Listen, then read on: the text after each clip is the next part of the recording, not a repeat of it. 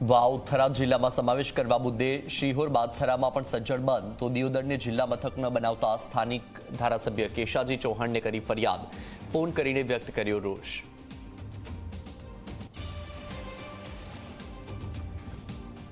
સુરતમાં નકલી તબીબો પકડાવાનો સિલસિલો યથાવત, ડિંડોલીમાં પોલીસે દરોડા પાડીને 6 ડમી ડોક્ટરને ઝડપી પાડ્યા। કેટલાક 1 વર્ષથી તો કેટલાક 10 વર્ષથી કરી રહ્યા હતા લોકોની સારવાર। કચ્છમાં દારૂબંધીના ધજાગરા ઉડાવતા વિડીયો બહાર આવ્યા। જનતા ઘર ગેસ્ટ હાઉસમાં નશાની હાલતમાં ઝડપાયો એક શખ્સ, નશામાં ચૂર યુવાન કરી રહ્યો હતો હંગામો।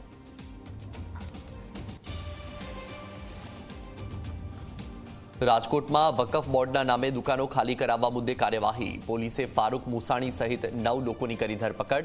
વેપારીઓને વકફના નામે દાદાગીરી કરીને ખાલી કરાવી હતી દુકાનો।